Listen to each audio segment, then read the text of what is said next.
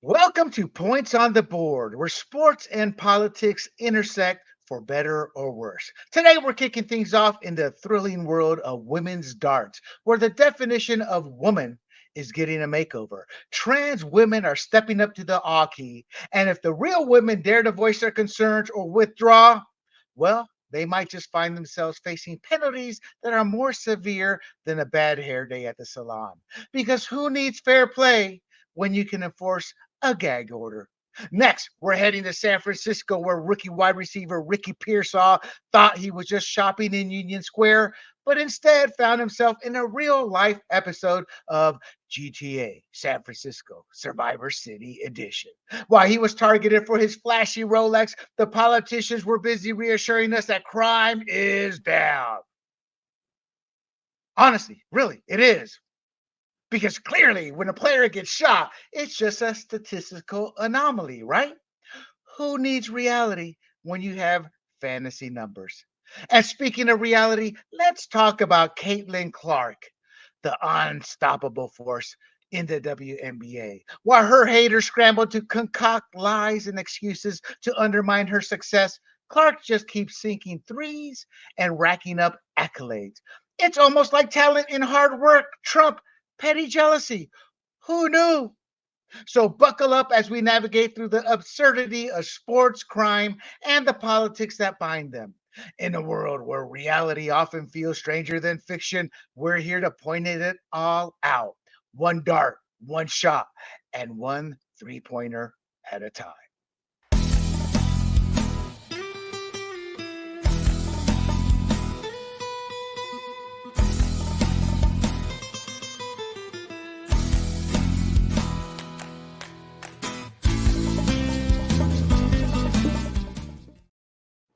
Hello, everybody. This is William Del Pilar, and this is Points on the Board. And I'm here with my new co hosts, or I hope they're going to be my new co hosts, as they are wanted in different shows. They are in demand. They are in You're very demand. busy. But they love politics, and I need help with this show. As you guys know, the show has been very erratic, but I love politics when it talks about sports. I love politics when it talks about pop culture, entertainment.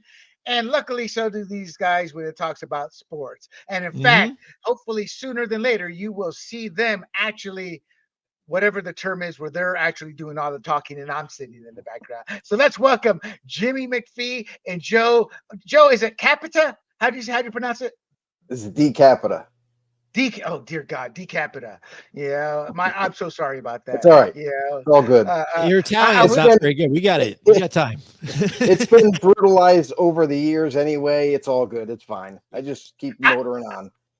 I should know better. Everybody brutalizes Del Pilar. They say Del Pilar, Del Pilar. You just after a while, I get it. You just kind of give up. Yeah, whatever, close enough. Where I It's get shocked when I'm like, oh, you got it right. You know. yeah, right.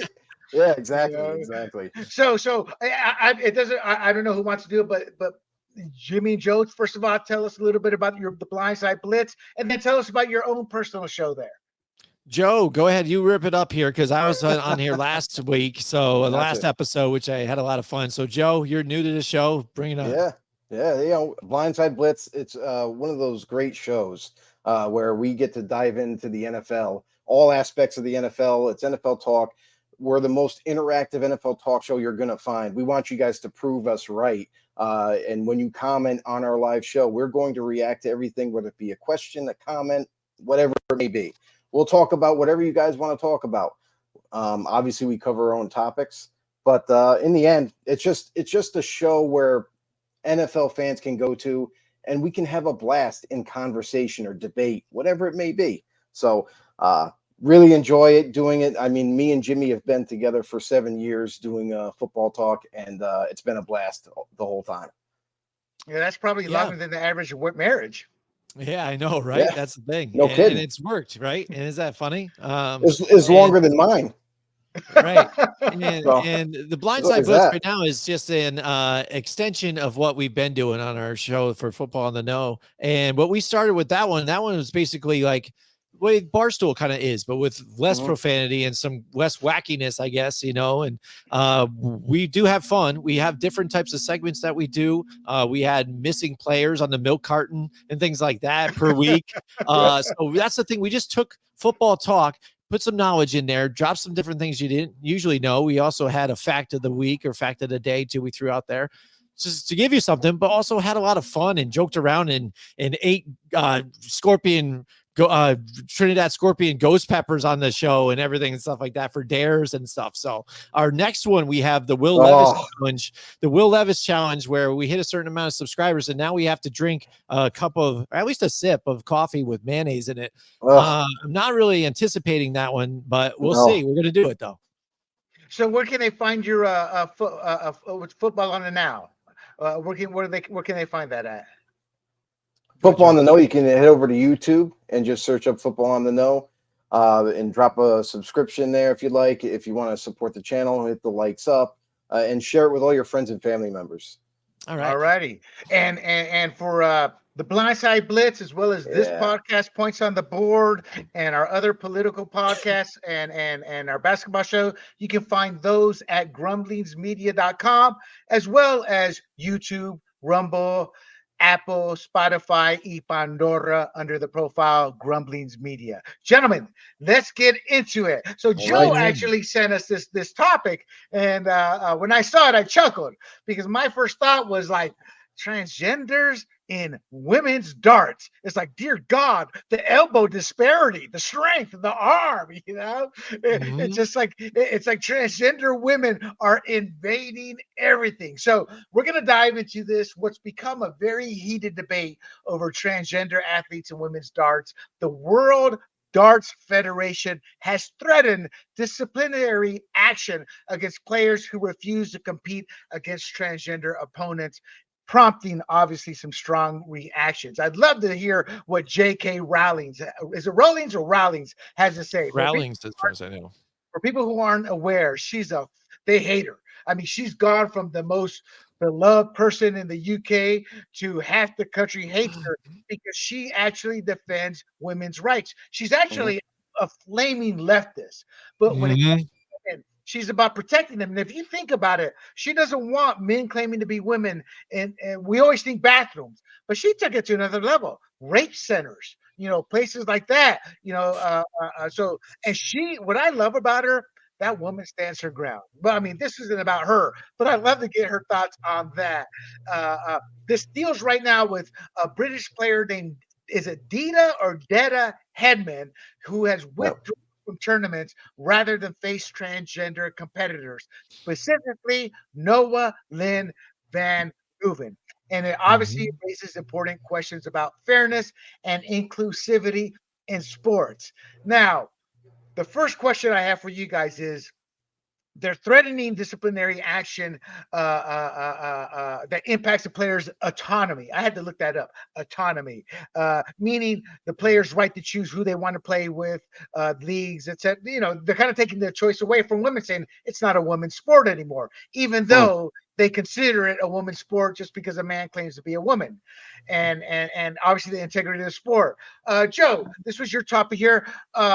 They warned players that they could face consequences of withdrawing from matches, specifically targeting those who refuse to compete.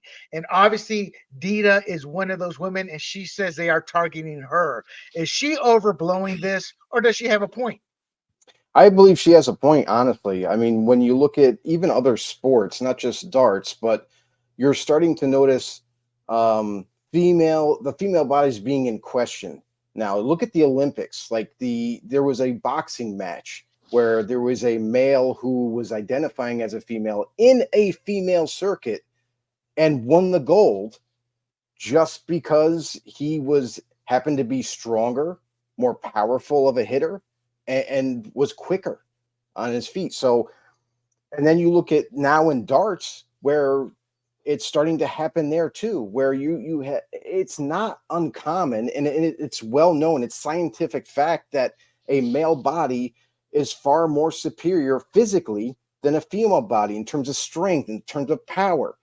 And now you're starting to see it getting involved in female sports where, I'm sorry, I don't agree with the idea of saying, well, one day I'm a man, and then the next day, you know what?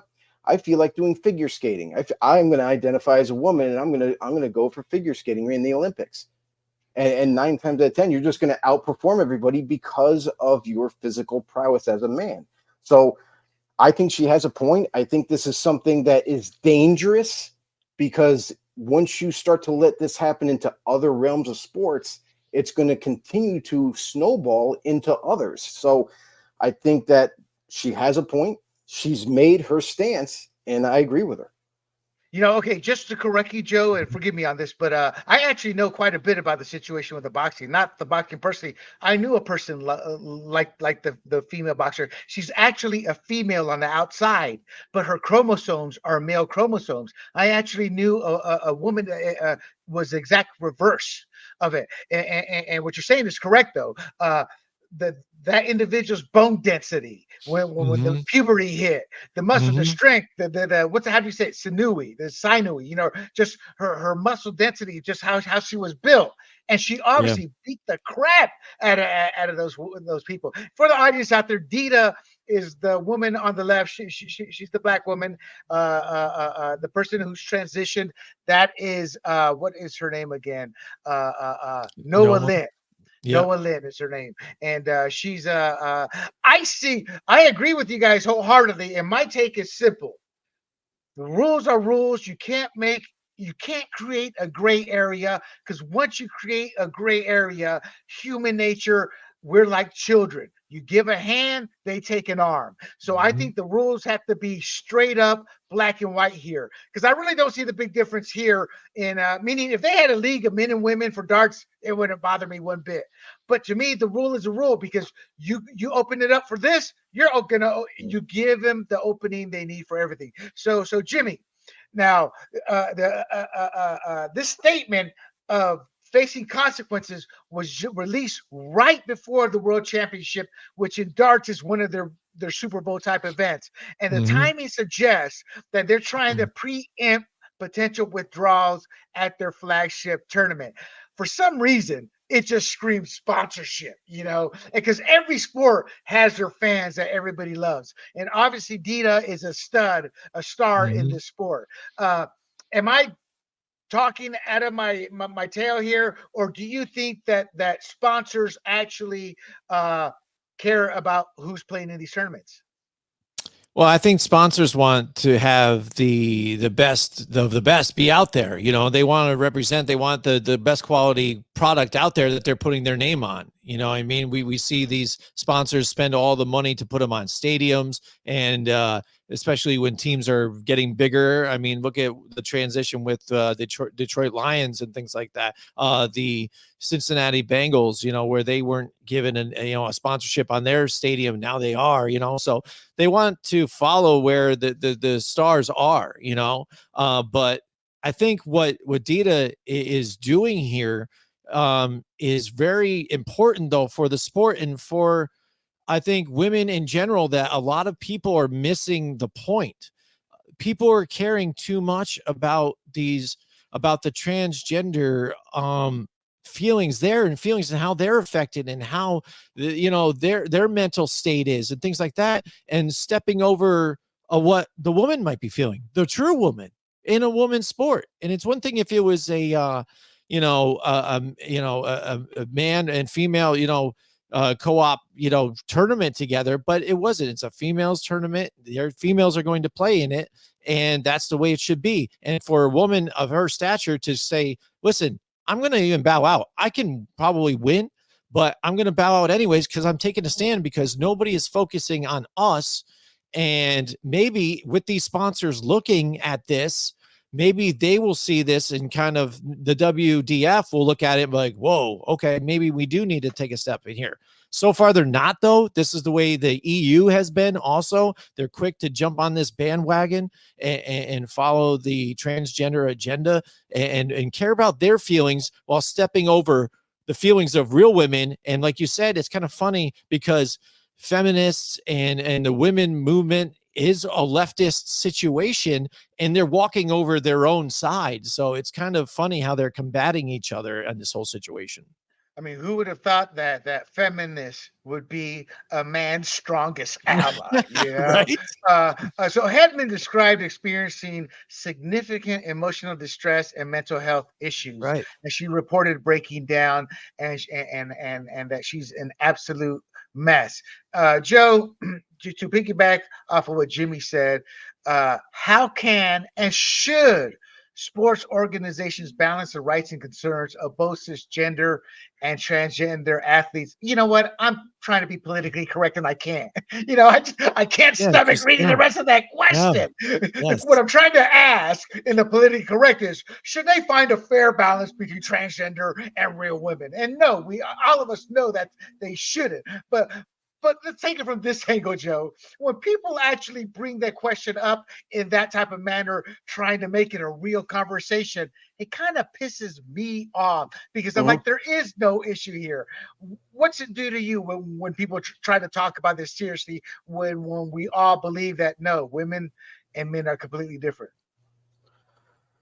I mean, it's not even like I just don't understand why there's a debate. Like it's just very simple. Like Exactly. there's a male, there's a female. When you get buried, they dig your bones up. If they tested your bones, they're going to tell if you're a male or female, not a trans woman, trans man, whatever it is. So I mean, you can identify all day long to be one thing or another. If you want to be a frog, you can identify as being a frog. But in the end, it's either male or female. And as far as like sponsorships go, like they're always going to chase money. So whatever's going to sell, you know what I mean? If the new favorite thing is trans man or trans woman, no matter what the sport is, and they're going to have a lot of following where they could have possibly a way to generate even more money, they're going to take advantage of it. I don't think sponsors are going to have a stance either way. As long as they're making money, and if there's a possible way they can make even more money, they're going to take it. I agree. They're more than willing to throw anybody under the bus for a buck. That's human nature. Yeah, In fact, I was just off camera talking to the fired up panel team. We're getting ready to do a true crime type style stories, and nice. Mhm. I was like, money is actually an evil necessity of the world. It's Uh-huh. the problem is we let it control us. And you're right with the sponsors. To both of you, we'll start with Jimmy, then Joe. I Yeah. want to get your 2 cents in on this before we leave this topic. Uh, why do men even want to participate in female dart leagues? Because unlike strength-based sports, darts is pretty Yeah. much hand-eye coordination Yeah. and mental focus. It's like I mean, we get it when we're talking like boxing and other sports, but it doesn't seem to be like there's any kind of legit lane for a man to go, I need to be playing with women here. Jimmy, your thoughts? My thoughts again, it might be a little extreme again and whatever, but it is my thought, and it's for attention. You know what I mean? Everybody wants to be that next martyr or that next uh big thing. Hey, I did this for this. I'm the trendsetter. I'm the one jumping out there. I'm the Rosa Parks. I'm Yeah, this, you know what I'm I was saying? just thinking that Yeah, Rosa Parks. I'm yeah, like, I am the that's Rosa Parks of the dart world. yeah, It's yeah. William, have we seen more of a what's a word? Even a culture, or just even a group of people that say they want to assimilate with everybody else and be just like everyone, but stand out so much or do whatever they can to stand out amongst everybody else and want special attention and special this and that and kind of be a superstar on the top of it, but I want to just be treated like everybody else. I mean, it's ridiculous. And I think it's extremism. And I think that the sport itself, I don't, I, if I've watched, have you guys watched professional darts? Like the crowds, the live crowds get so into it. And I Mhm. yeah. don't know how the crowds or the fans are on board with this situation. I'm wondering if they're crying out against the WDF or not, and if that potentially will hurt sponsorship. No, I agree. I agree. Joe, your final thoughts on this in terms of why do men even want to compete against women in a sport that's just more there doesn't seem to be any reason to want to compete. It almost seems like where can I take advantage? Like if I'm a man and I'm just like, well, the male dominated division, league, whatever you want to call it, has so much great talent, but the female win, there's only a couple of chicks I got to deal with. Maybe I'll go compete over there and I could reign supreme because I'm a pretty good player. Maybe I'm just not as good as the 10 guys that are in this league, but I can go over there and just beat on the two top-notch contenders. So it could be just kind of like trying to focus on maybe there's a weakness in the female league, so I'm going to take advantage of it, or at least attempt to. So I mean, there could be that thought process involved, but also maybe it's just they think maybe because maybe they might not be very good in the current league that they're in, and they think if they head over to this league, they might be able to get a couple more sponsors to kind of line their pockets up to help them compete in a different league. So I don't think it's right, but again, we kind of just like go with the flow as society goes, and there are a few people that are actually standing up to what they believe in, and I encourage that. Yeah, we need I give credit to Dita. She's probably losing some sponsorships. People don't get it in the UK. It's almost lost there. Whether it's immigrants, whether it's defining what a woman is. Keir Starmer, the current prime minister, people don't realize he was voted in because the conservatives over there were so bad for 10 years and did absolutely nothing but make government bigger, make bad decision after bad decision. And I'm looking at this election going, it's going to be a landslide. The leftists are going to win. And these morons think the leftists are going to change anything. Keir Starmer, when they would ask him, what is a woman? He would not answer. But the Labor Party's definition of a woman is a man who identifies as a woman is considered a woman. And it's important over there because they have a Women's Equality Act that was implemented in 2010. And there's no straight definition of what a woman is. So the women were really after him. He refused to answer it, and they still voted him in. And sure enough, they're lurching even farther to the left. I'm like, y'all are morons. I mean, I get it. The Tories there were bad, but and then I go, hey, in your defense, we're just as bad over here in the States. But yeah, it's like we're fighting an uphill battle. It's as if they want to create a new feudal system. I tell people it's not about black, white, Muslim, Christian. Well, that it is a little bit in terms of that's a fundamentalist. I go, it's a caste system. It's the elite versus the working class. And the elites are much smarter than the working class because they got us fighting amongst each other. That's it. So the final comment I'm going to make on this is, and I said this, I may have said this, Jimmy, last week.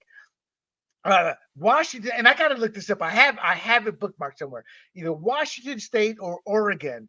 They actually created a league for transgenders. Nobody signed up. Nobody signed up. So they did away with it, which to your point, Joe, a man just wants to dominate women. Hey, I can't beat on him, so I'll go beat him in sports. Exactly. Or I'll go beat him in the ring. And again, it's funny. It just proves our point more. And I think it's embarrassing that we have to argue this straight thing. You know what I mean? It's ridiculous. Oh, and I forgot to put my title. Like I said, I cracked myself up when Beta meets Bullseyes, a triumph of men and women's darts for you people out there, betas and beta male. Oh, man. All right, let's move on. Let's head on over to the city by the bay. San Francisco's crime stats. A nightmare unfolds in Union Square where even NFL wide receivers aren't fast enough. So let's talk about Ricky. Is it Pearsall? Is that how you pronounce his name? Ricky Pearsall. Ricky Pearsall. Okay. Rookie wide receiver for the San Francisco 49ers. He is not chump change. He was a first round pick, the last pick or the 31st overall pick, but still a first round pick. Played at Arizona State, then went to Florida. I look at his numbers and I'm not like impressed. I'm like, first round. It's like, but I guess what they see in him, he has a bench press of 225 pounds 17 times. So he's got some strength to it, some upper body strength. Hey, he must have Iron Man chest because the guy got shot through the chest, and still lived to tell the tale, but for you football fans, he has a natural ability to separate. He's a slot receiver. When I first saw him and first started reading about him, my first thought were the Rams, Cooper Kupp or Puka. I was like, maybe he's like that. And sure enough, as I did my research, there was some comparison to Puka. So maybe that's what they see in him. Plus, the Niners are always fighting with their receivers have one great year and then they hold out the following year. So they're constantly wanting to strengthen fill the well again. So short term, he was going to contribute as a rotational receiver and punt returner. Now they're going to have to wait for a month for that to happen. And so all that said, the setup is he was shopping for luggage at Union Square. Union Square is I don't want to say it is like our Beverly Hills or our Rodeo Drive, but here in Beverly Hills, but it's a place where more affluent people shop, meaning people who have money are there. And sure enough, he had a Rolex that was worth $12,000. Woo! Pays to be a rookie in the NFL. And it was a 17-year-old kid who targeted him, and they got into it. Both were shot, and I guess he got away, but then they caught him like a block down, a block away. And Pearsall was taken to the hospital, General Hospital, and the trauma center. The suspect was arrested. So, and the timeline is he got shot. Hospital. The next day he was out. He returned to the 49ers facility, and John Lynch and the rest of the team is grateful. And I didn't put it in my notes, but the first question I have, and Joe will go with you, is Trent. Oh my God, left tackle. Trent Williams. Trent Williams. Yeah. I guess there was a silver lining. It made Trent Williams stop his holdout and come on into camp. What are your thoughts? It sounds silly, but that could have been, that's devastating. Yeah. For y'all who don't know football, that left tackle is, over the last 10 years, the NFL finally realized and admitted through how much they pay these left tackles, the value of a left tackle to protect the blind side of a quarterback. So the silver lining in this is Trent Williams is back in camp. Your thoughts, Joe, on Trent Williams as it taking a shooting to bring him into camp? Yeah, I mean, it's pretty insane, but like this is the type of event that brings you closer. Like, even though Ricky Pearsall is a rookie and just literally got onto the team, Trent Williams, he's a part of this team, whether he was holding out for more money or not. When you hear news of this, like, oh man, a potential brother just went through some catastrophic event. I think I need to go show my thanks, show my support for Ricky Pearsall, even though he's a rookie. And then in turn, he ends up signing another big extension. So, I mean, it's one of those crazy things when we go through major life changes, whether it be an event you go through or you change your career, whatever. There's certain people that in your corner that are always going to be there. And with a football team, and I love football, I played football, there's just something about it where it's more family oriented and the camaraderie is through the roof, where you will do anything for your teammate.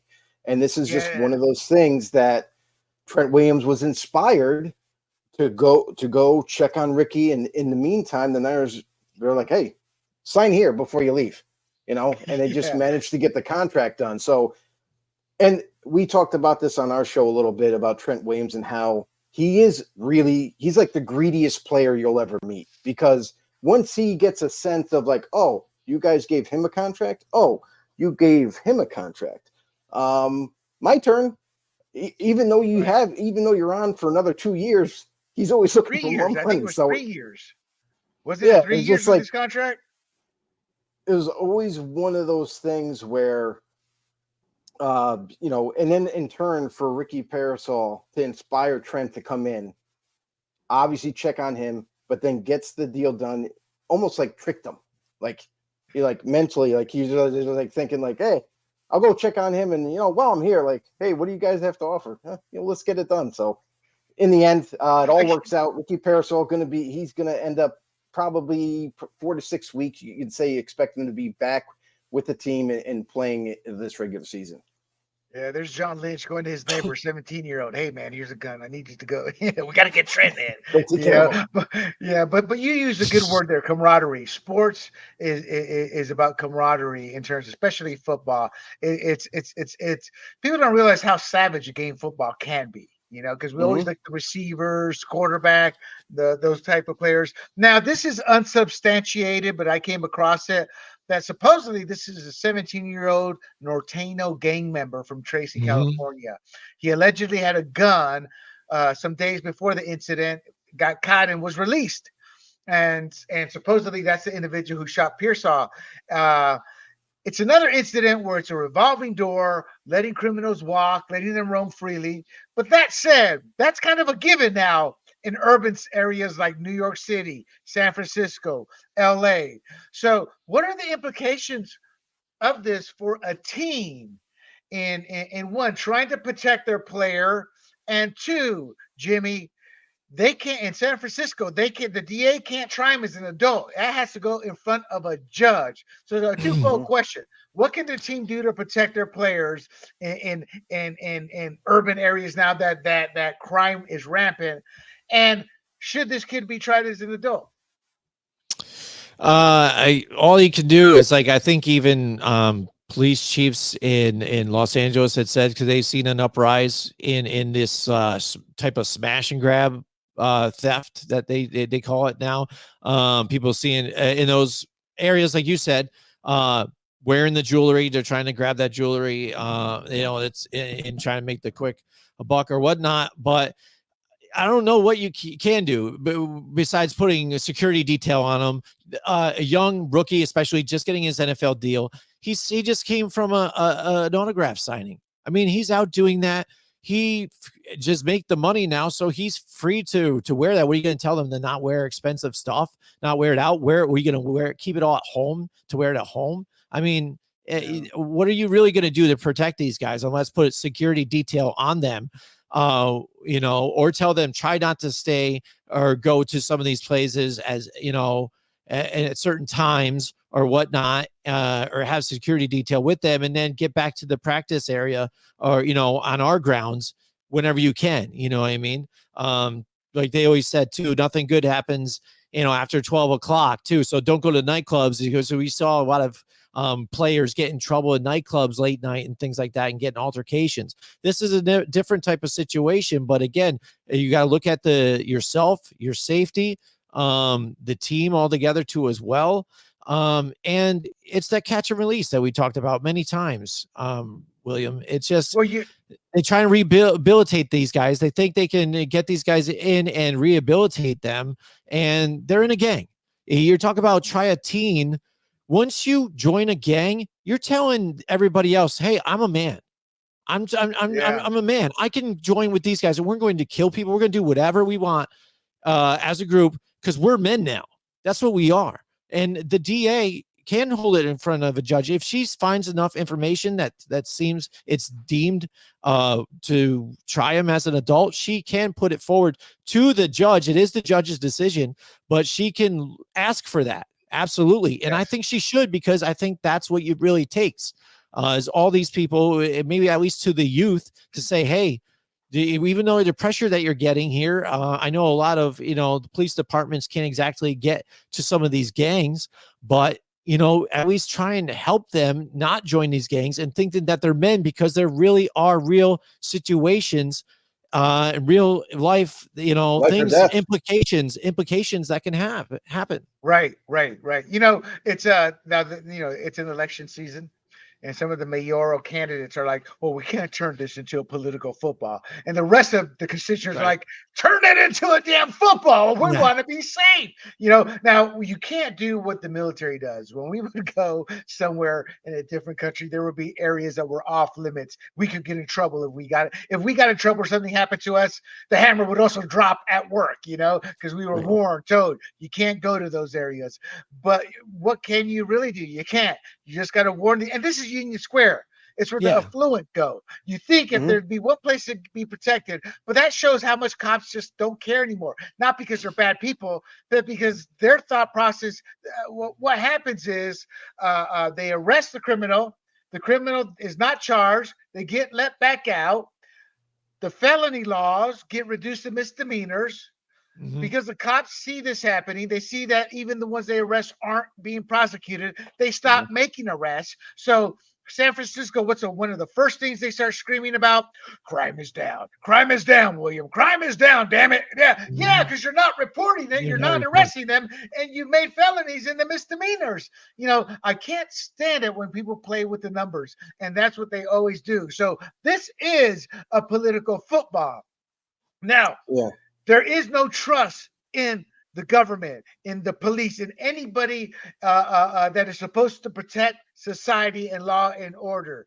Joe, in this type of situation that highlights what's happening on a daily basis to average everyday people who don't make the news like Ricky Pearsall does, what steps can be taken to improve the accuracy and public trust in crime reporting and statistics because they're lies, but more importantly, what can they actually do to sit there and stop this crime from happening? I mean, honestly, like you just mentioned it earlier, where there's this catch and release, and cops see that, and like, listen, if I'm a cop, I'm out there risking my life to protect people out in society. And then when I do make an arrest and I bring the person in, and then you guys don't charge them and release them again, that just basically, it's almost like a big FU to the cops. Like, oh, you guys can do your job, but then when you bring them in, it's not that serious. Let's just release them. And it's like, what am I doing? Why am I even arresting people now? So it sends the wrong message to law enforcement. And and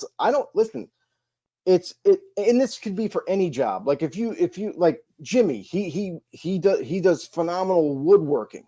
Like if he was to do something right, and he knows it's perfect, the stain is right, it's got the perfect finish on it, it's the perfect wood grain with the stain, but then his boss comes in and is like, that's not right.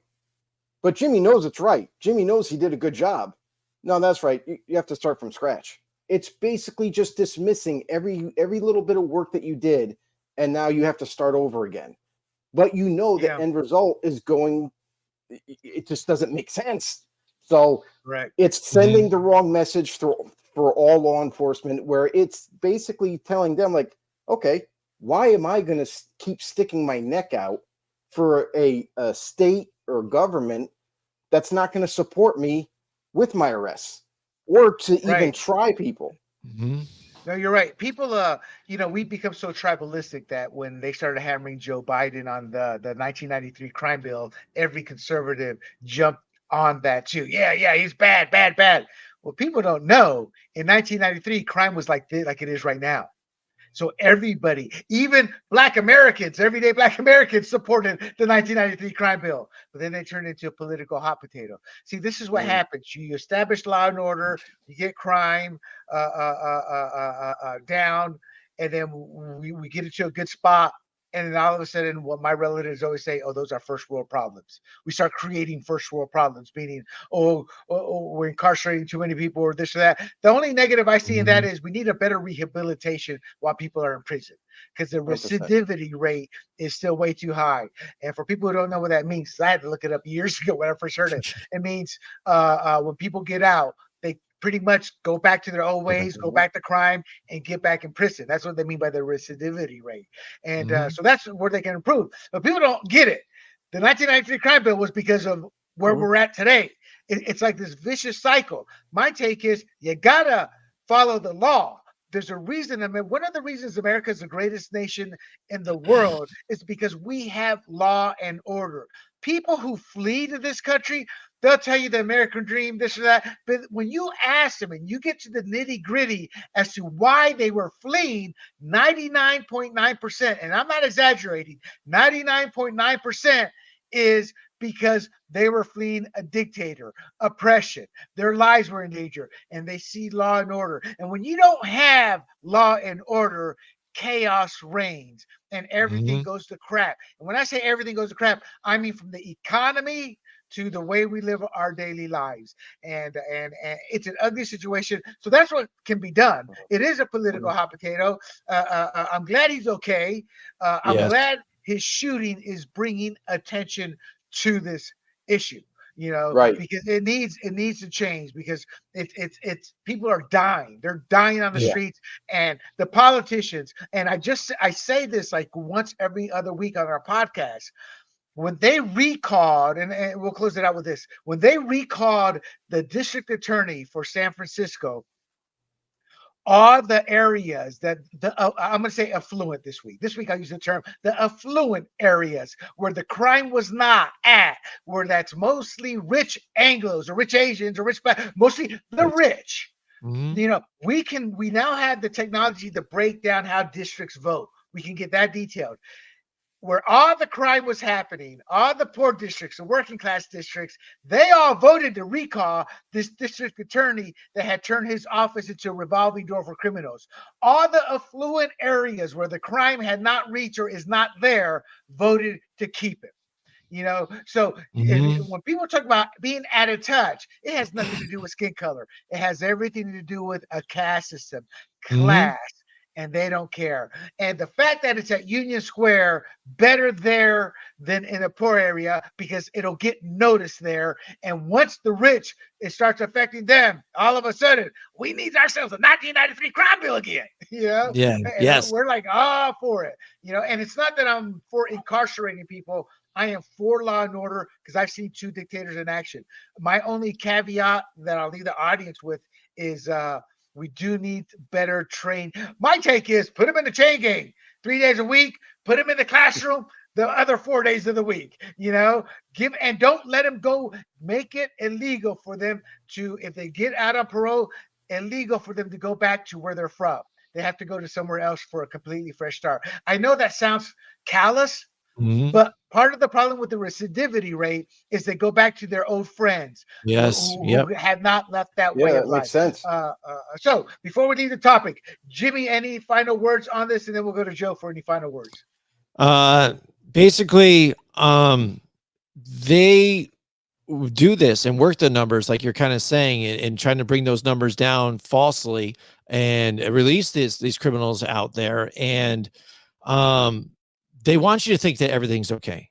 All right. But when you go out there and you see how terrible it is, it's a totally different story. So what do? You stay locked up inside. So they're telling you, don't wear the jewelry out there. All right, that's what it was. Don't go out to those areas. Stay inside, things like that, because they don't want you to notice what is going on around the world outside of your little bubble. They want you to stay in your bubble, listen to what they say, and do what they say, and don't see what is going around, because they're trying to pull the wool over a lot of people's eyes out there. And if, like you said, it takes something like this out to where other people are trapped in their own little bubble too as well, and some of that violence peeks into their little bubble, and they're like, whoa, what is this? People need to open up their eyes, because this is what they're trying to do, and they're trying to keep you guys from being out and seeing these things firsthand, and keep you locked in and listening to what they're telling you. Right. We have a bad problem in this country, not just in this scenario, in any scenario where we're on our couch and we're judging bad crap that's happening to other people. And we're judging those other people as if no big deal. No, it is a big deal when rape, murder, and pillaging happen to others. And you don't look Until at it it comes from to that your front perspective. door. Exactly. Joe, any final words on this topic before we move on? Yeah, I mean, going back to there's no support system for inmates when they do get released to get a job. There's no support after they get released. Oh, see you later. You just walk out there. If you're lucky enough, you get picked up, or you got to find your way home or find your way to where you're going to be living. But then it comes down to the hardships of life, where now I have to find a job. Well, guess what? You're a felon, and now you're applying to this job, that job, and the other job. Guess what? No, everybody takes your application and throws it in the trash because you're an ex-felon. You're an ex-con. True. Now you're ridden off by the mainstream jobs that you should be able to easily get, but you're not. And now you're struggling. And when you're struggling, you're going to go back to what was working for you before.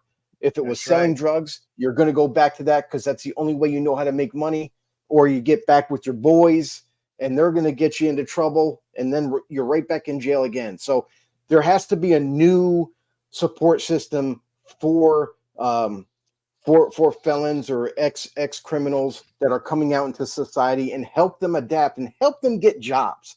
At least get them a job. Joe, you bring up a very good point. Like, everybody talks about taxes this, taxes that, taxes bad, taxes that bad. Mm-hmm. I'm like, I agree. But there's times you bite the bullet with the taxes and you put them in areas that can help.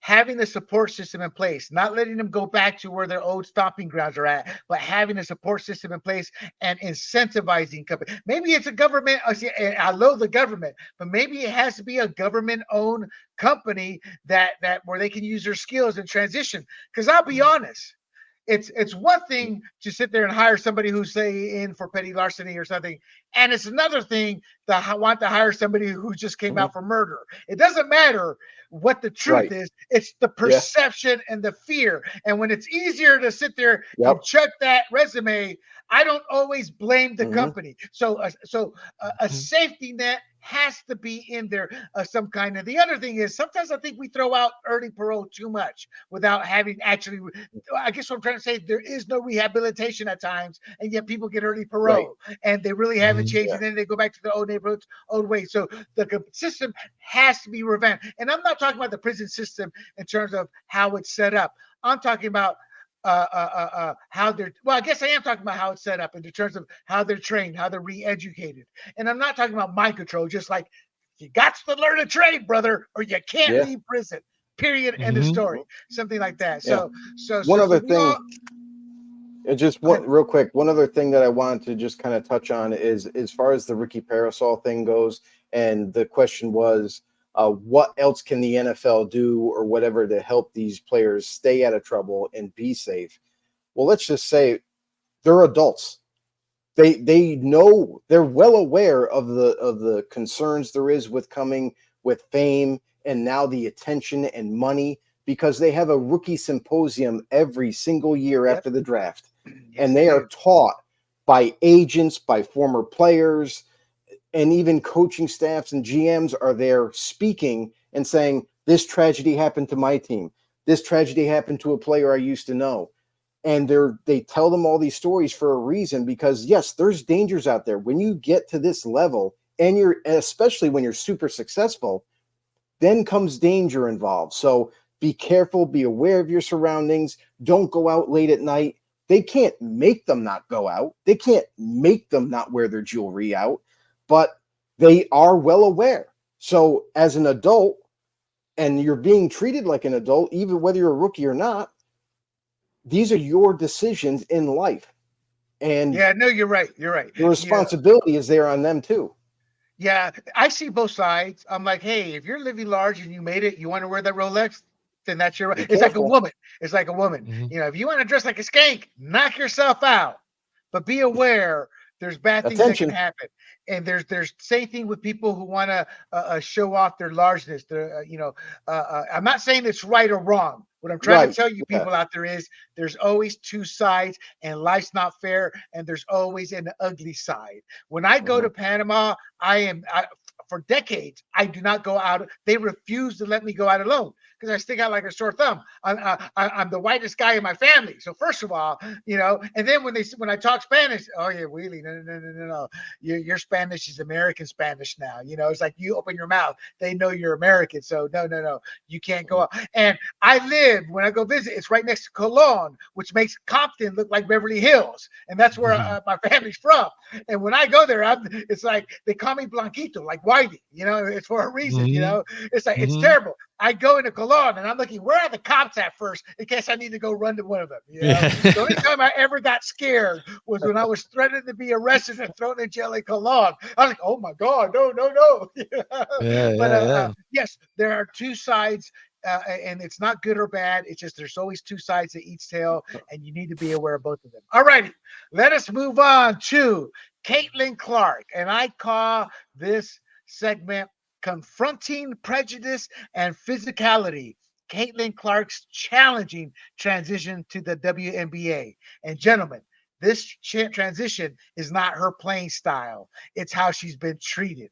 So real quick for the audience, Caitlin Clark was a phenom in college, all-time leading scorer in NCAA Division I basketball history. She surpassed Pistol Pete Maravich. In Pistol Pete's defense, there was no three-point shooting, back then. He did 3 years. But regardless, that's still a freaking record. She led the nation in scoring and assists for 3 consecutive seasons. She holds more than 30 NCAA records. She's a phenom, not just on the court, but off the court. She 3 straight in 1 week, she broke 3 straight records. 12.3 million viewers, peaked at 16 million. 14.2 million viewers, peaked at 17 million. And the championship game, 18.9 million, peaked at 24.1 million. People wanted to watch her. She had 11 NIL deals worth $3 million, the top rated woman financially in NIL deals. Then came the draft day. Selected number 1 overall by the Indiana Fever, she immediately became the face of the WNBA, and that pissed off a lot of people, specifically Monica McNutt, a very bigoted woman at ESPN who has been accused of racism. And when you see some of her comments, you kind of like, well, I can't argue that, meaning she puts her foot in her own mouth. But she doesn't care.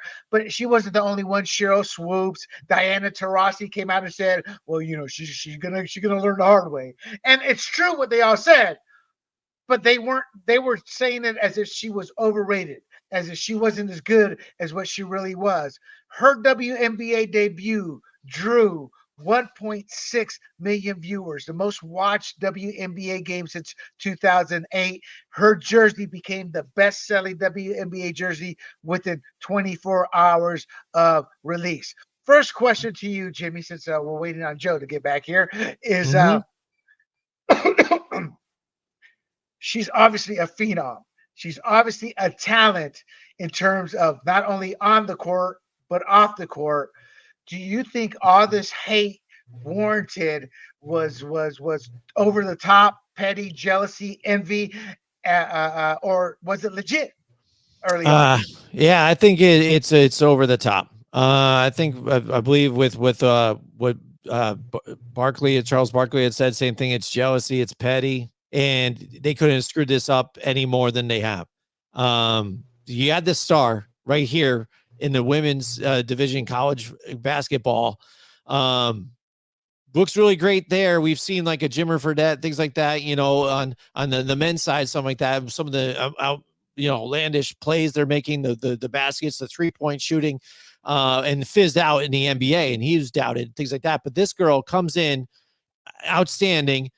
You open her up with open arms because the league is struggling. It is holding on by a thread. It's supported solely by the NBA. And it's funny how when they talk about a lot of these women's sports and how she get paid this and that, blah, blah, blah, this place is supported by the men in the NBA solely. I mean, it needs something, and it needed this woman to come in here. The men love her. The men of the NBA love her to death. There's a lot of brothers there. Y'all, and Shannon Sharp, y'all hate this corn-fed, white, pasty-looking girl coming in and dominating y'all. So the men of the NBA are pretty much jokingly saying, y'all just don't like this white girl coming in and schooling y'all. Whereas they can get away with it because they're black, they're men, they're the ones funding the league, and they're right. But once you get to the fans, it becomes vitriolic. And I see it from both sides. But as somebody whose grandmother was called the N-word, whose mother was seen as this little Asian woman who were mutts with both black and white, I get angry at both sides. But right now, my anger is more at the jealousy, the envy, the pettiness, the lying. And whether it's race-based or not, to me, does not matter because she has lifted the league. Joe, I don't know if you could hear us when you went offline there, but her first game, 1.4 million people watch, the most since 2008. This is a woman who can lift the league. Do you think this, her coming into the league early on, I'm talking some months ago, do you think all the hate was warranted at that point with players saying, well, she's going to learn that these are professional women? It's a lot harder. Do you think there was too much anger, too much jealousy because she was coming in as a top-rated college phenom, earning the most money with NIL, $28 million studio. Too much petty and envy from these players versus looking at it from the perspective of, hey, there's going to be some coattails here. We're all going to be lifted up. Well, what's your thoughts? Yeah, there's a lot of layers to this whole situation, obviously, but jealousy sticks out the most. Is it warranted? Absolutely not, because when you look at any other player that's been drafted in the WNBA, none of them has faced the scrutiny, has faced the jealousy that Caitlin Clark has. And it honestly, it's to what you just said earlier, like you're going to let this white girl come into the league, and which was struggling. You guys are both right about that. And now she's lifted this league up on her shoulders, and she's amazing.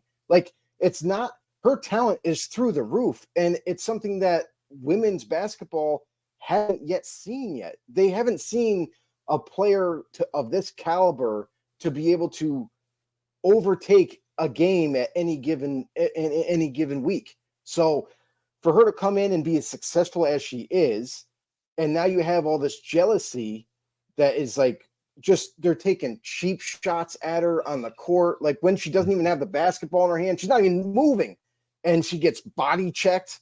And it's like you can almost like see the you can almost read the lips of some players and some of the things that they say to her in passing or just kind of running by her or whatever.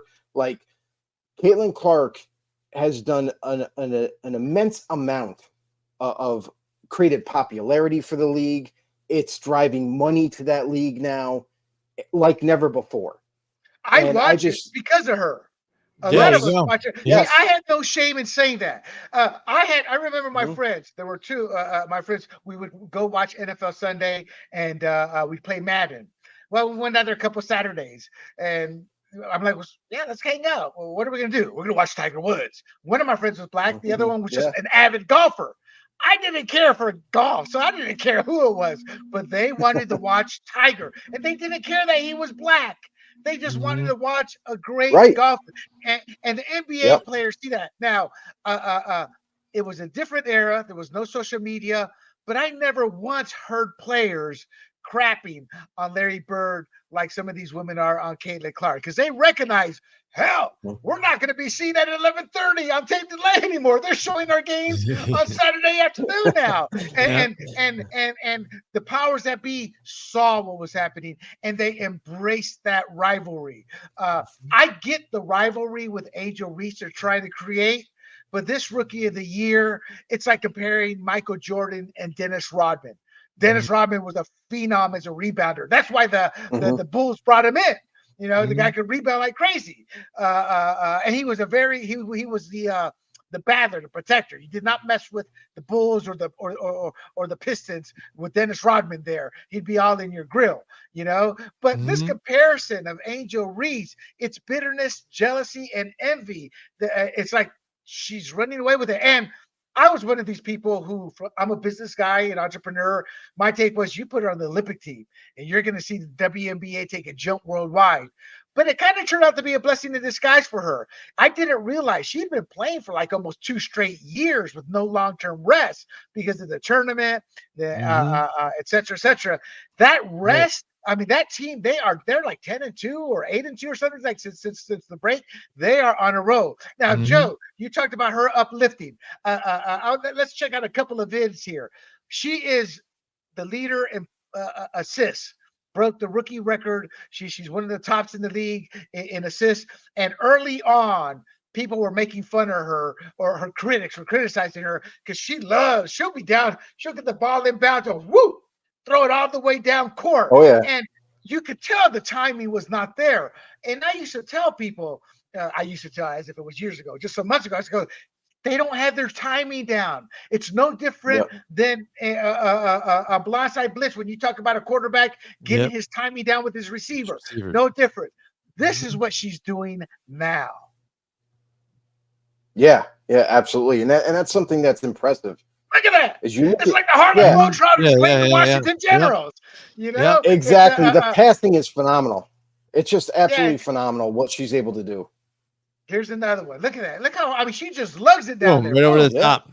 Yep. That's right. And they are now in sync. And that's what she brings to the table. Okay. The Fever clinch a playoff spot for the first time since 2016, ending the 7-year drought. Pretty much that team is the same as it was that only had 5 wins last year. The difference is they have Caitlin Clark. When Cheryl Swoops, for example, was high-fiving every player on that team but her. Others have sat there and said, well, look, they've had a first overall pick, yada, yada, yada, for 3-4 years, this, that. They were still losing. 5 wins last year. Unfair criticism of Caitlin Clark, or I truly believe that because of Caitlin Clark, they're doing so well and why they're in the playoffs. Who's right in this case? We'll start off with you, Jimmy. Yeah, I think that's what it is. You see the difference, you know what I mean? And when she's putting up, I think they just edged out a win 93-86, I think, and she put up another triple-double in that one, and that was maybe her third already this season or something like that. So she's the workhorse. She's putting the work and being the whole team here, and but still dishing it out too. You know, so not only being just the one to put up points, but also, you know, feeding the ball out and being the distributor to all the other players out there as well. And what in a world too that we're looking for good role models, what is so wrong with this girl being the role model in the face of the league? I mean, it is outlandish. And like you said, jealousy is the main thing, and you see it a little bit with the men when legends, because everybody has the Jordan LeBron debate and things like that. And you know, LeBron's the best. Look at him now. You guys old farts don't know and stuff like that. Like, well, I saw Jordan play. You didn't see this. And Swoops is on the whole thing because, again, she sees the new blood come in, and then she's kind of like, oh, people aren't going to talk about me right now as one of the best now. Like, what's going on? You know, I didn't think it was going to happen this quick. You know what I mean? Where's my spot in the sun? And she takes offense to it. And you saw the difference with the broadcasting, because I tell you what, the stations don't want the negative broadcasting. Look at the difference when Swoops got replaced. Oh yeah, you know, the difference in the dialogue, you know, and the way it was broadcast, totally different. And for people who aren't aware, Cheryl Swoops was hired. She said she wasn't hired for that game, but nobody believes her. There was a segment where they talked about Caitlin Clark and somebody else for Players of the Week, and she's a color commentator, so she's supposed to chime in whenever. So you can see the pause. And she didn't say one word. It was even NBA players called her out. So Joe, though, obviously, so she turned the team around. They were 5-31 last year. But I want to talk about ticket sales for WNBA games are up 93% compared to last season. There's no denying that's being attributed to the Caitlin Clark effect. The smart teams have moved to larger venues when the Fever come to town. That's not it. I mean, that's not all of it. 2022, 379,000 average viewers on the boob tube. 23, 505,000. Like, yeah, we're moving on up, and they are. Give them credit. The league was right. They're still in debt. They're still in the red. They still can't sell out stadiums, but they were, and 500,000 is chump change. That's what you get some hot chicks back in the 80s and 90s on public cable TV at 12 at night, you know. Then Caitlin Clark comes into the league. They're averaging 1.3 million people per game. Wow. Joe, how might Clark's popularity impact the long-term growth?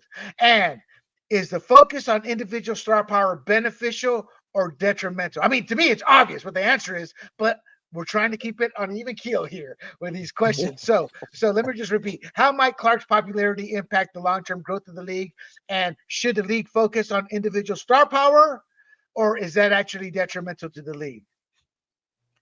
I think if you ever want the WNBA to continue growing, it's always got to be not just one star in the league, because we've seen it with the NBA.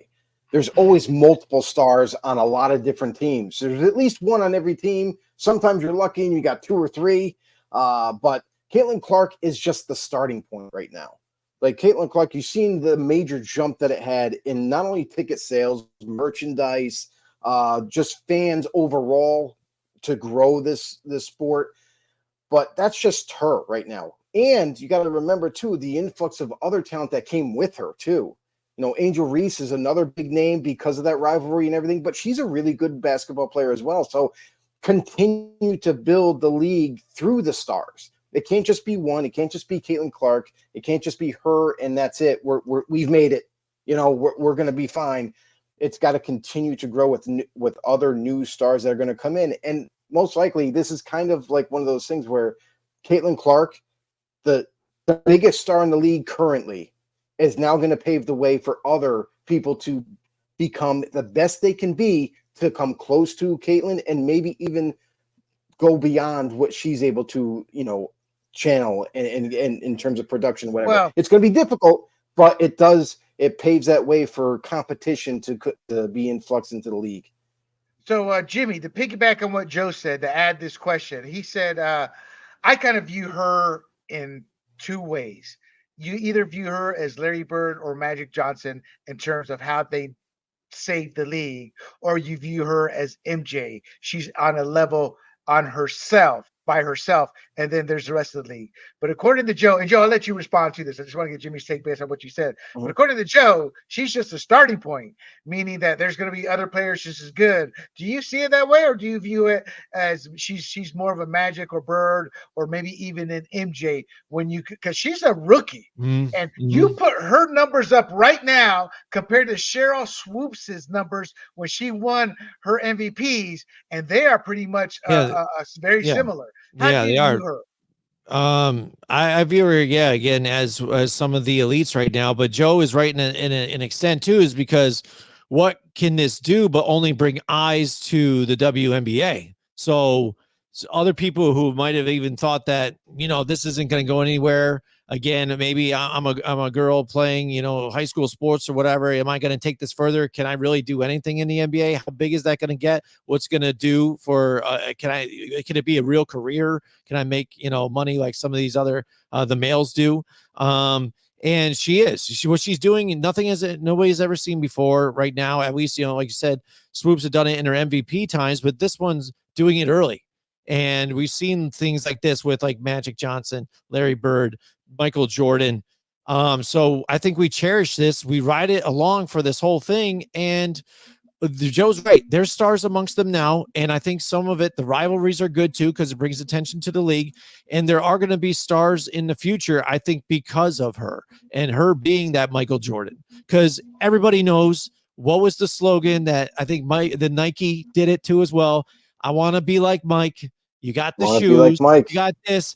Everybody wants to be like Mike. And down the road, every woman's going to be like Caitlin that wants to play in the WNBA. Right. Mhm. Joe, before I move on to the next section here, your thoughts on what I just Yeah. said. Are you saying then she's this? I guess what I'm trying to ask is there was there was Kevin McHale, there was James Worthy, there were other stars, there was Isaiah Thomas, there were other stars, but there was only MJ, there was only Larry, there was only Magic. I mean, they were at a level by themselves. Are you saying Caitlin is like a more of a James Worthy type, and she's going to open the door for others, or that she's going to be a superstar in this league for years to come? I just want to clarify that. She's already a superstar. Like, I'm not debating that. Like, she's already head and tails like the best player currently in the WNBA. That's why you see the surge of merchandise and ticket sales and all that, and her just performances. Like, she's doing things that no one's ever done in the WNBA, and at a super high level that nobody thought was possible.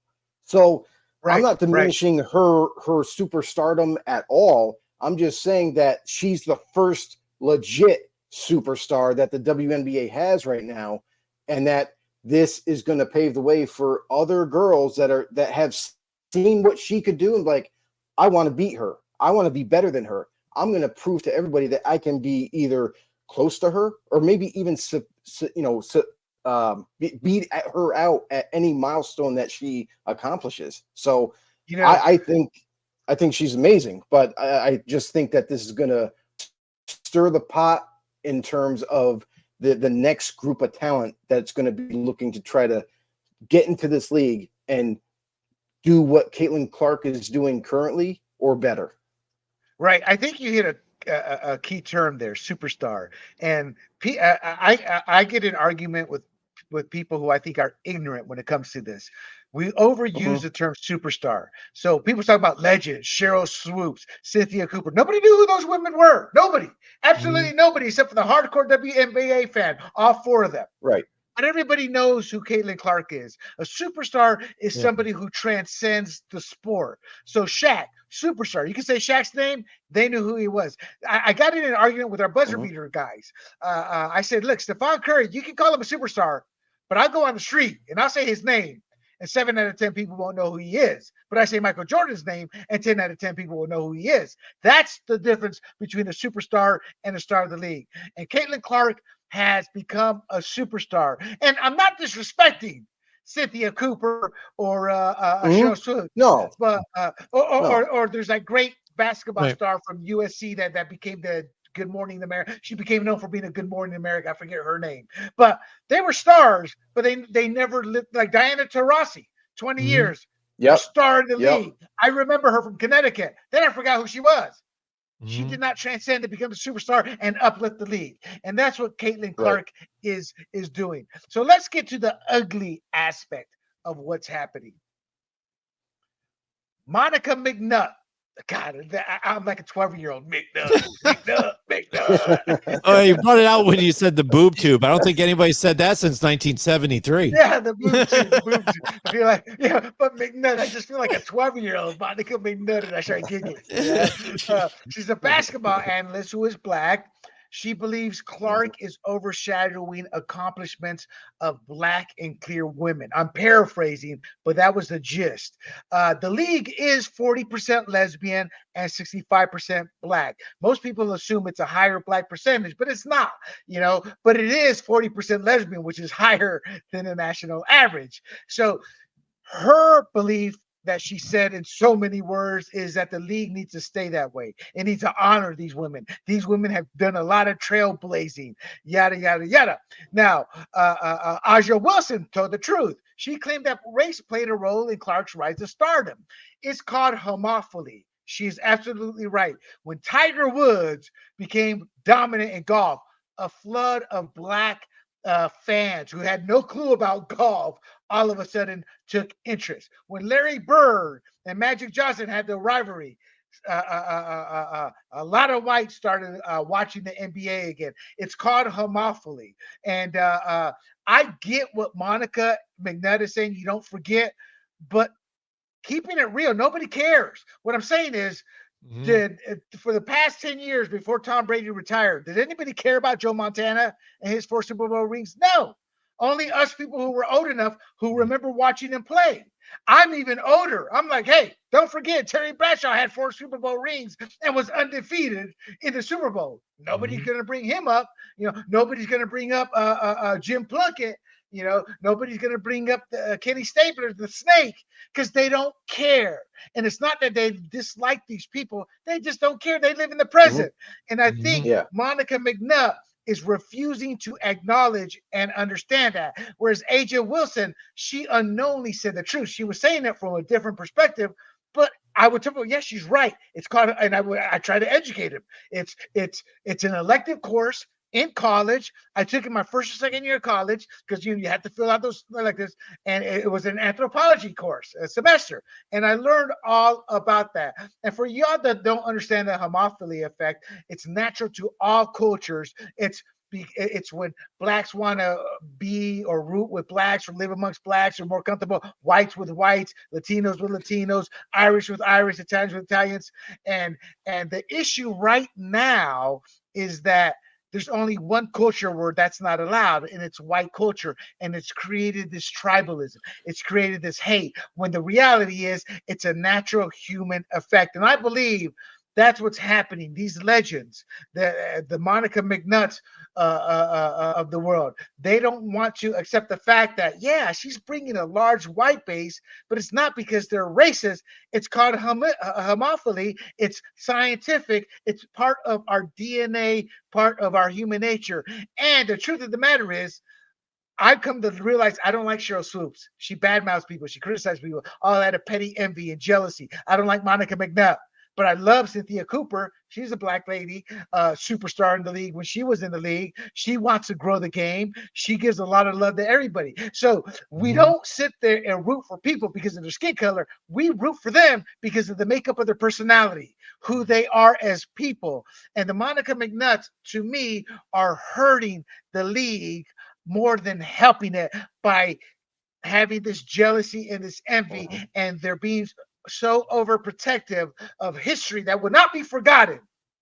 But you cannot force something on people that don't care about it or don't care for it. Before I get your comments, I want to Shannon Sharp.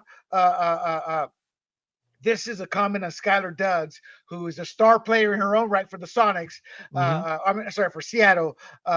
Who her petty, her envy, her jealousy, she fast walked up there to purposely bump Caitlin Clark. I don't know if she was looking for a fight or whatnot, but Shannon Sharp called it out. And this is what she's facing in the league right now by some of these players with this older mentality that should not be there, because Caitlin is uplifting everybody. Caitlin Clark is getting the crowd and going. Y'all see Skylar digging speed up to make contact with her. Stop this. Y'all mad because that corn-fed Iowa girl busting y'all ass. Y'all say she too weak. She can't do this. She lead the WNBA in assists. She cooking. Let her cook. Let her cook. And he epitomizes what I just said more eloquently. And he can get away with saying it like that, but that has to be heard, because she is there, to, in my opinion, to uplift. Like I said, I don't care about the WNBA, not because they're black and lesbian. It's because to me, it's like, God, you want to watch Hannah not shoot a layup? You want to see somebody go 2 for 12? Angel Reese, try to do a layup from 2 feet or do a shot from 2 feet. That's how I saw the WNBA. Then I look at Caitlin Clark with these long bomb passes. And now, as Shannon Sharp says, they're cooking. They look like the Harlem Globetrotters with that one play there, playing the Washington Generals with the behind the back. That's chemistry. That's her lifting her players up and lifting the league up. So my question to you guys is, they've accused Clark of white privilege, pretty privilege. I don't know about the pretty, but pretty privilege. I'm going to get slapped around by some woman somewhere. Even tall privilege. And some have said heterosexual privilege. I mean, it's just a check mark of human nature. She's white. She can't help it. She's pretty. She can't help it. She's tall. She can't help it. She's straight. She can't help it, but they're accusing her of all these privileges.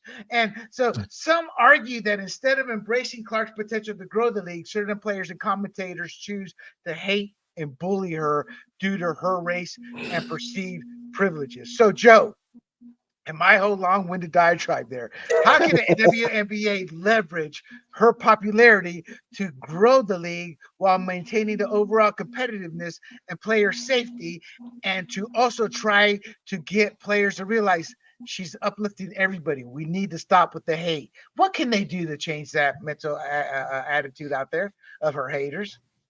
So a lot of times what leagues will do too, if they want to skew the narrative about a player, about a situation, the NFL does a lot of it. They look to take away the negative aspects of like maybe something that happened outside off the field, and they try to deaden the PR level of it, not push it aside, like sweep it under the rug, that type of thing, or just basically curb it with the media. So if there's a negative thing like Caitlin Clark's going through and all the hate that's happening with her, the WNBA can utilize media to curb her, the view of her, can curb the situation that's happening with her. So you would sit there, but just you would sit there and say replacing Cheryl Swoops, who was big negative as a color analyst, with somebody who was more uplifting of the sport. Is that like a good example of what you're talking about? So when you that instance is, if you're going to replace someone, because you got to have a talking to Cheryl Swoops, then is you got to have, okay, we want you to stay on, but here's a few things that we're not liking what you said, or a certain opinion that you might have had about a certain particular player. And we need you to be a little bit more non-biased on your views towards that player. First, it starts with a warning, and then if she fails to comply with that, obviously she doesn't like her job, and they'll move on from her and replace her. But it's more of getting rid of the bad PR that and the negativity that surrounds Caitlin Clark. The viewpoints that they have on her, like, oh, just like you mentioned, 40% of the league, are gay, like they're lesbians, like just because she happens to be straight, people are attacking her for that. Like now you're opening up a whole can of worms because now we're all picking apart Caitlin Clark when in fact she's your savior at this point to help this league stay alive, to help it grow. So there should be more backing and support for Caitlin Clark because she's the one that's helping you keep a job in a sense. Like she's not doing it by herself, but she's a major part of it. Right. And you bring up a good point. I didn't know those stats. I went searching those stats out after Monica McNutt's comments. Prior to that, I didn't care. I to me it was all a big joke. When I say a big joke, they're all gay, whatever, No, I get it's like the LPGA when I was a kid. The running joke was it was a league of lesbians, a tour of lesbians, It was all a running joke though. But now they've kind of created this, that they've alienated it. So Jimmy, what role should the WNBA play in addressing what Joe was talking about, this broader societal issue, such as race relations and LGBTQ representation? Or does it just alienate fans that they should just stay away from it? Because when they're playing basketball, nobody cares about the LGBTQ side of things. That's more of an internal thing within the league. I mean, what should the league do? Should they follow Joe's lead? Hey, we need to have a talk here. We're trying to grow this league. Or should they sit there and embrace it and acknowledge it as Monica McNutt wants them to do? And this is the question, or the thing that they have to deal with all the time with the media. This is what has happened since this movement has kind of really picked up. Now they don't know, they can't tell you what a woman is, so they're like, well, it's not just, a woman's this. All right, that's easy. That's dumb question. Next. They're like, well, it all depends. And you're like, so why are we making a crazy answer out of what should be simple? Yes or no? I didn't know even about this league, about how many, women that were lesbian, stuff like that. I didn't know that sexual preference mattered in women's basketball. I really didn't know that made a difference, when they're out there playing. And it doesn't drive me towards it. It doesn't keep me away from it. And I really, again, if you're looking at the WNBA to say, hey, this is our beacon for women and lesbians to really be on display right here. I mean, that's a little ridiculous. Again, it's about putting yourself out in front again, not being selfless, and bringing the best product out there. And I think that when they look at Caitlin Clark, they have to kind of, because they're going to kind of dodge it. I would like them to do what Joe said. Pull them aside, pull her aside and say, hey, this is what we're going to do. Stop doing this or else you're going to be let go. We've seen the opposite when people start talking against, the lesbian negative narrative and things like that and all that stuff. They get let go, on, trying to save money or whatever. But they're not going to give this talk. So I think what they're going to end up doing is keep focusing on what she's accomplishing on the court. Look at, here's another boom headline, triple double. Here's this, bang. She leads again and does that and kind of just overshadow it and let the kind of the people who are the negatives, naysayers, let them bury themselves and run themselves out of their job themselves, because they're going to do it. They're doing it to themselves. Right. So the piggyback on what both of y'all said, the hard code reality of the world, it's not fair.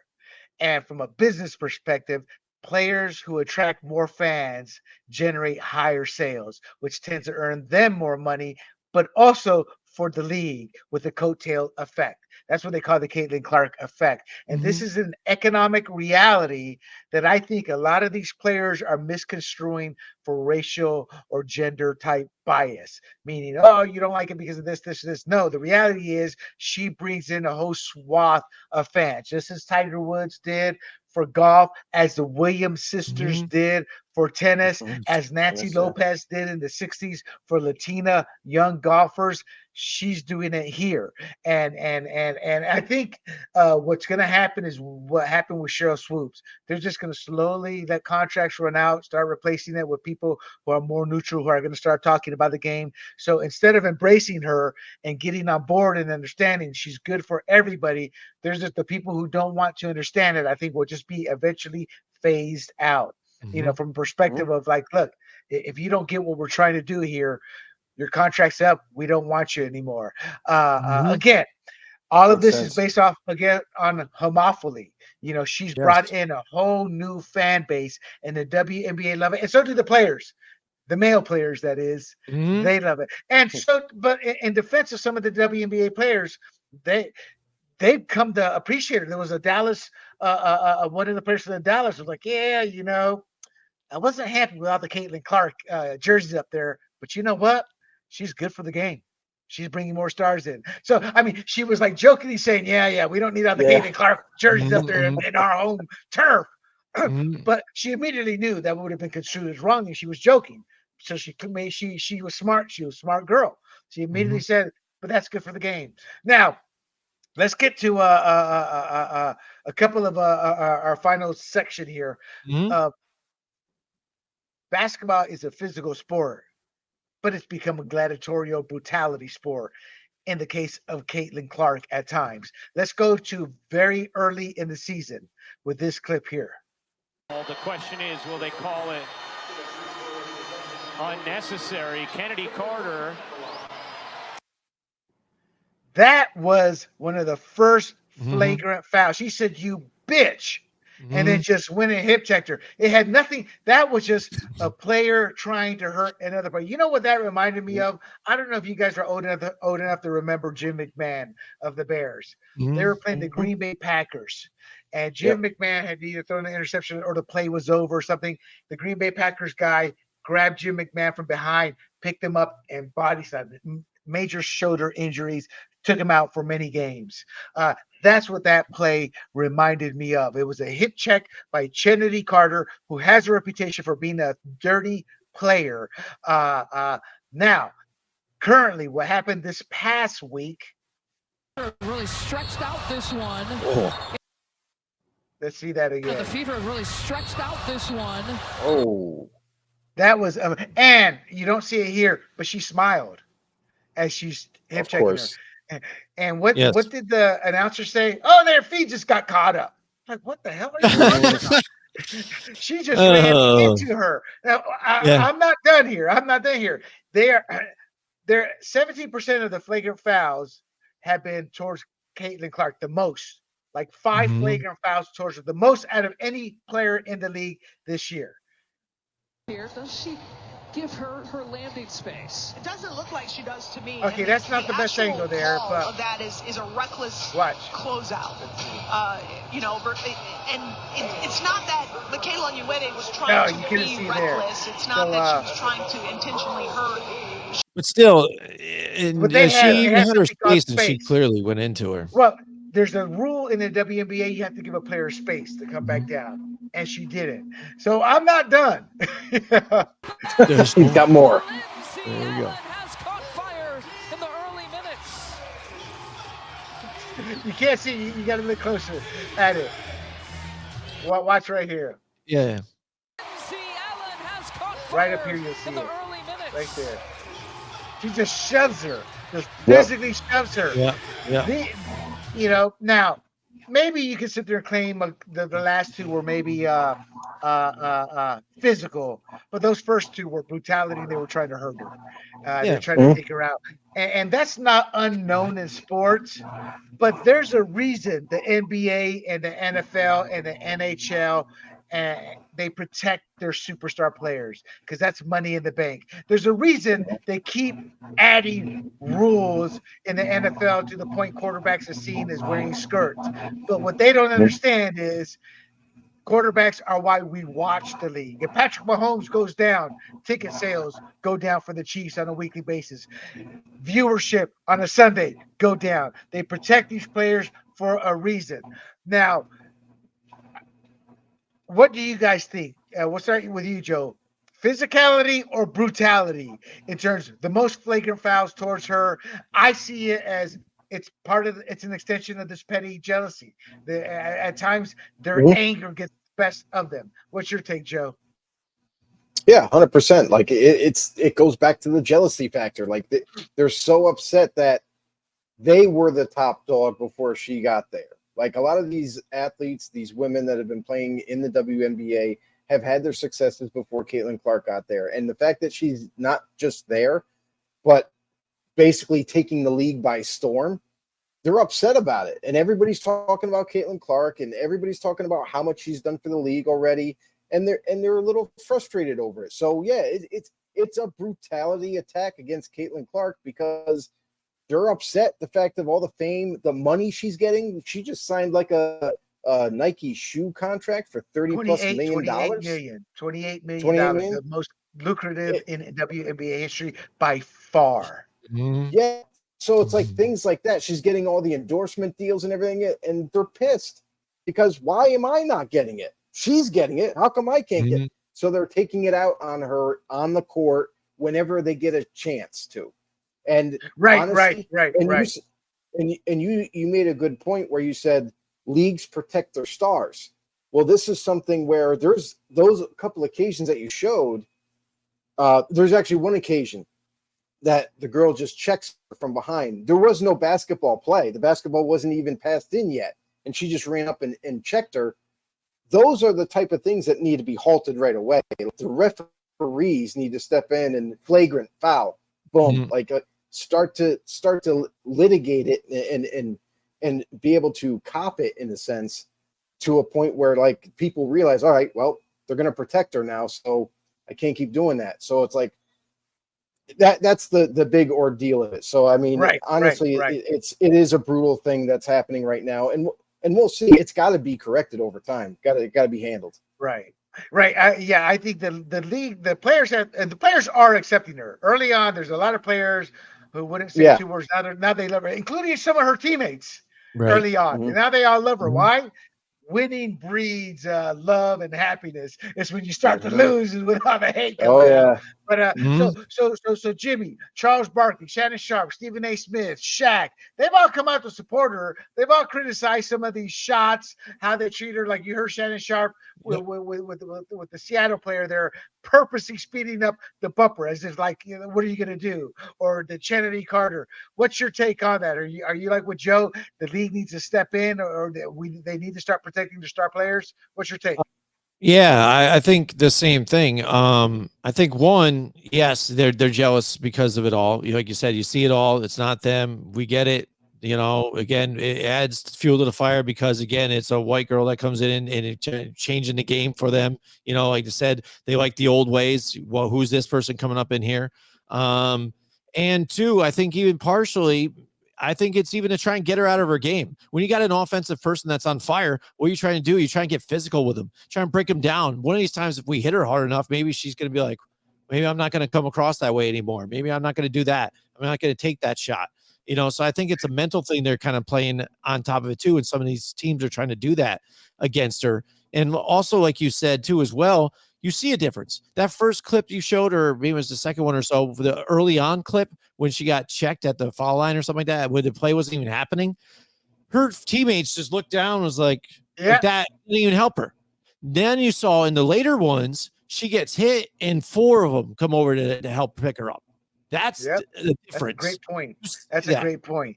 And my take is slightly different. It's like, so for example, we talked about Brian Flores last week, but he runs an exceptional defense when he has the right players, a blitzing defense. He hits you, and that quarterback starts to look around like, am I going to get hit? It throws him off his game. You know, it's like what the Patriots did to the Rams in the Super Bowl. And I love doing this, but this was brute. This was alligator arms those receivers had. They got tired of getting hit so hard. Those first 2 shots, that was brutality. That was not Yes. physicality. They were trying to hurt her. And there's a difference. I agree with you. You want to get him off their game, maybe check him, bump and play a little physical, but they were trying to hurt her and take her out. And nobody will change my mind on that, because people are like, well, William, that's kind of rough thing to say. Well, look at the film. It's obvious. So Yeah. I think, as Joe was saying, the refs got to get in there. You got to eject the person. You got to sit there. Nobody wants to see a superstar get preferential treatment with bad calls always going their way. We see it with LeBron, with Michael, with Larry Bird. You just see it. We don't like that. But we also understand you can't cheap shot. A quarterback is probably a better example. Some of these late hits on a player, and those were like late hits there. So I think it's an ugly situation that is slowly being rectified. I think more and more of these WNBA ladies are starting to realize, hey, she's uplifting the league, and the ones that are slow to come aboard, they're either going to be out of the league or out of a job if they're on the sidelines, whether as analysts or whatnot. But the WNBA is experiencing increased viewership and engagement because of Caitlin Clark, and there's discussions happening right now as we speak in terms of how prepared the league is and was in terms of capitalizing on her popularity. And this debate will continue. How do you balance promoting star players like Clark while maintaining the focus on the overall league? And more importantly, the WNBA has been in the negative every year since its inception in 1996. And that is Caitlin Clark can make that change. And finally, the final point that they're going to have to grapple with is the demographic makeup when you have analysts and legends talking about how the league is 40% lesbian and 65% black and wanting to keep it that way versus the league is evolving. They don't care who you are racially, culturally. If you can ball, they want you in the WNBA because they want to get out of the negative in terms of the one color they all hate is the color red, as in being in the red. And the color black they want to love even more is being in the black financially. Those are the only two colors at the end of the day people should care about to have a league that is thriving. So before we close it out, Jimmy, any final comments on this? And then we'll go to Joe and then we'll close it out. I agree with a lot of it. The steps they need to take, the fact that she is like the Tiger Woods of the sport. They don't need to focus upon keeping it amongst blacks and lesbians. I mean, that sounds ridiculous again. And the brutality you see, pick and rolls all the time in basketball. They don't look anything like that, man. And you can tell. I left one of them out. I left one of those picks out. Bam! It was like a linebacker. And you tell she's not flopping. You know what I mean? And one of the first telltale signs when we do football, telltale signs a guy was holding a guy or defensive holding, pass interference, or a late hit. Oh yeah, you saw that with the girl when she kind of tackled hands her there. up She was instantly. Right away. Well, I didn't do that. Not me. Well, we weren't looking at you, but now we are. Oh yeah, look at that. So again, it's got to change. She's great for the sport. The league needs to take steps to move forward if they want to survive. And Joe, before I go to the final word, as you said it earlier, but I am 57 years old. I have been watching sports since I was a child. I have never seen someone with her temperament. I have never heard one negative word out of her. Never. Now, not even this, and she's a bleep talker on the court. You can hear her. You see her read her lips. She talks a lot of trash. But when it comes to what's your take on this, not one negative word. We hadn't mentioned it. I wanted to mention that. But final word goes to you, Big Joe. Yeah. So like with Caitlin Clark, the bigger picture is the league does need to step in. They need to protect her a little bit more. And the fact is, like you mentioned it earlier, that slowly things are changing with the players themselves. Now they're starting to, some of them are starting to respect her a little bit more.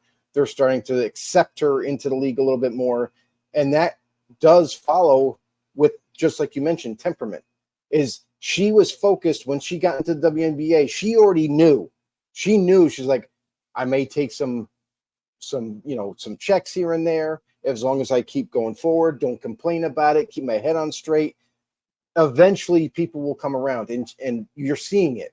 Like, people are starting to respect her a little bit more too. Yes, you still got a couple bad apples in the WNBA that are taking cheap shots at her, But in the end, she's gained a lot of respect in the WNBA, to the point where now the league is saying, all right, well, this is the turning point. Now we got to make some changes, finalize some things, and move forward. And maybe a year, a season or two, maybe we'll be in the black. Right. Right, I agree. And there you have it, folks. It was an extra long episode here, but the Caitlin Clark thing is such a big news story right now, because it hits all the checkpoints or the checkoff list when it comes to politics and the intersectionality of sports. I mean, it has everything for a drama, a television type drama. And I think we covered it very well. We also talked about darts and transgenders. That was a new one to me. That was a fun topic. And Ricky, man, may as well have that S on his chest as he took a bullet in and through and through, man, got lucky. Okay. So with that, everybody, you can find this podcast and others again at grumblingsmedia.com, as well as Rumble, YouTube, Pandora, Apple, and Spotify under the profile name of Grumblings Media. To everybody, and for Jimmy and Joe, my name is William Del Pilar. This is Points on the Board. And until next time, we bid you adieu. Hey everybody, this is Big John from Grumblings Media, and I just want to say thank you for watching our content. If you want to support our efforts here at Grumblings Media, just smash the subscribe button right here, totally free, or just go ahead and consume more of our great content. Click either one of these two boxes.